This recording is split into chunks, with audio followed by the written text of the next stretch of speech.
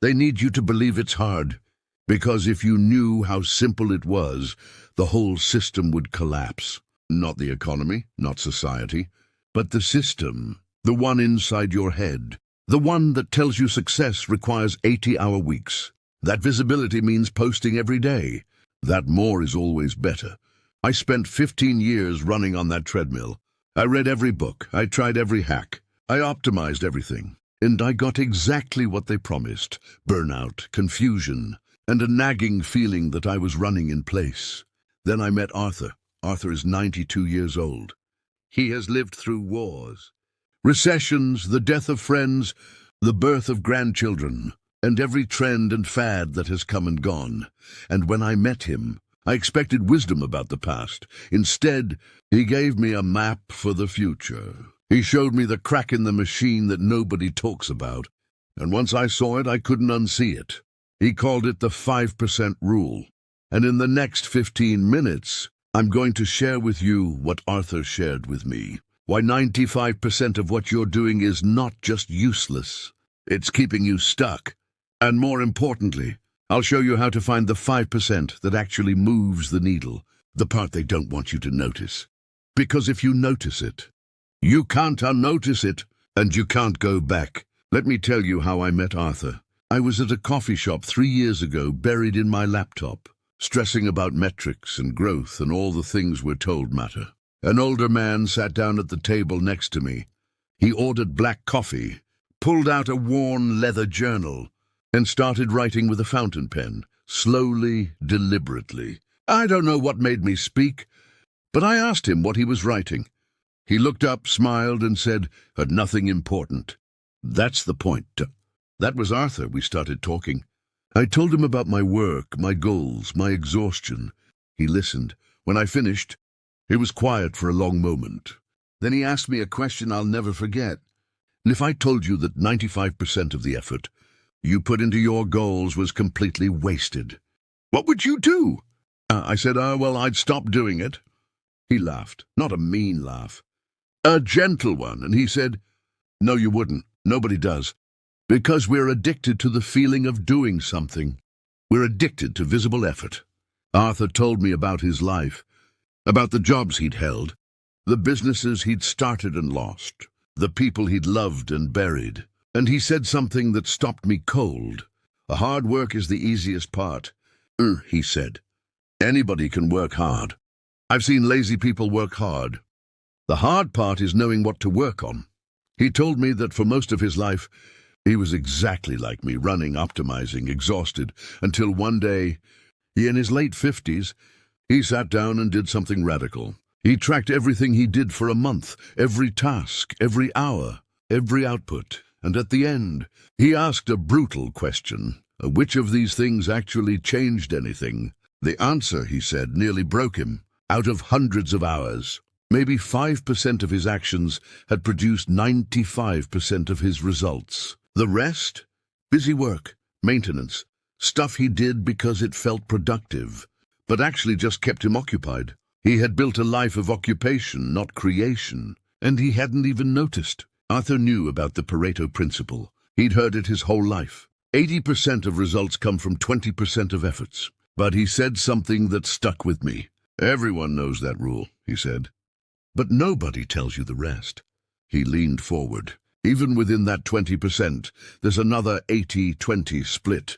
And within that, another, you can keep peeling the onion forever. But at the very center, after all the peeling, you find something strange. You find a single core, a tiny percentage of actions that are not just effective. They're generative. They don't just produce results. They produce more of themselves. He called this the 5%. Not a precise number, he said. Just a way of thinking. Arthur gave me an example from his own life. He spent decades as a teacher. He thought his job was delivering information. That was the visible work. But one day, a student came back years later and thanked him. Not for the information, for something Arthur had said in passing.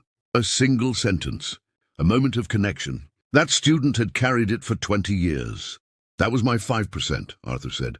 Not the lectures, not the grades, the moments I didn't even remember, the ones I couldn't plan. He told me the 5% is never the thing you can schedule.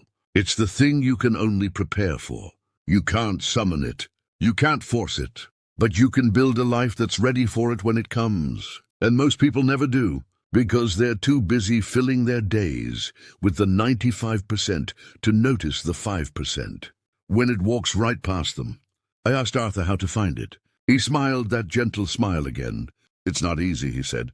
It's invisible to the busy mind. But there are clues. I've had 92 years to notice them. Clue 1, the 5% feels like play. Arthur said, think about the thing you do where you lose track of time. Not the thing you think you should do. The thing you actually want to do. The thing that feels almost embarrassing in its simplicity. That's not a distraction. That's a signal. He told me about his fountain pen and leather journal. For decades, he felt guilty about writing by hand. It was slow, impractical, inefficient, but it was the only time his mind went quiet. The only time ideas came. He almost stopped doing it because it felt like wasting time. Thank God I didn't, he said. That waste of time turned out to be the only thing that ever taught me anything. Clue 2, the 5% scares you. Arthur laughed when he said this. Not in a terror way, he said, in a, I could actually do this, but what would people think way. He said the 5% is usually simple, embarrassingly simple, and that's why we avoid it. We want complex solutions, because complex solutions make us feel sophisticated. Simple solutions feel like cheating. At my age, he said, I've learned the universe doesn't care about your sophistication. It cares about what works. Clue 3, the 5% is usually hiding in plain sight. Arthur leaned back. It's the conversation you've been avoiding, the decision you've been postponing. The creative project you started and abandoned because it felt too small. He said the 5% doesn't look like a breakthrough. It looks like a door you forgot you had. And you've been walking past it for years, looking for a bigger door, not realizing this one was already unlocked. I want to tell you what happened after that conversation. I kept meeting Arthur every week for 6 months. We'd sit at that coffee shop and he'd tell me stories about the businesses that failed, about the marriage that lasted 60 years, about the war he survived, about the friends he lost. And slowly I started to see my life differently. One night, I was lying awake at 3 a.m. and I heard Arthur's voice in my head. What if you just did the one thing you actually want to do? The thing I wanted to do was write. Not for an algorithm, not for growth, just write like I did when I was a kid. It felt stupid. It felt small.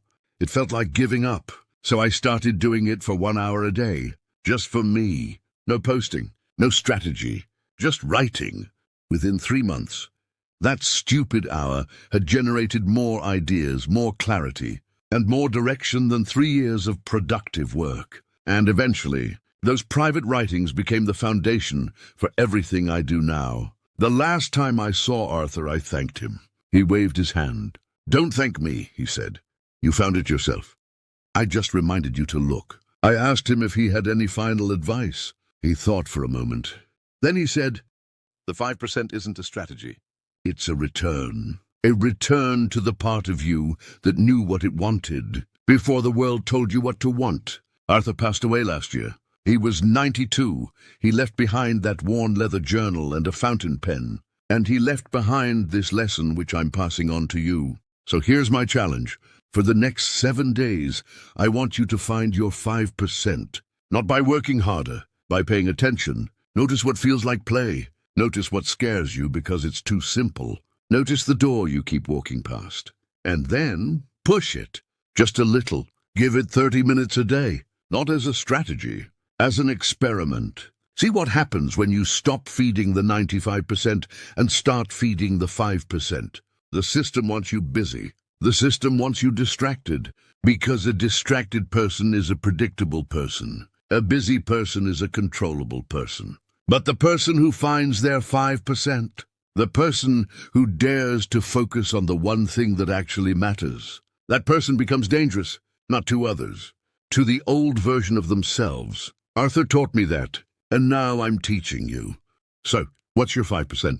I genuinely want to know. Come find me in the comments and tell me, what's the one thing you've been ignoring that might actually be the only thing? Thanks for spending this time with me. And thank you, Arthur, wherever you are. Now go find your door. And for God's sake, push it.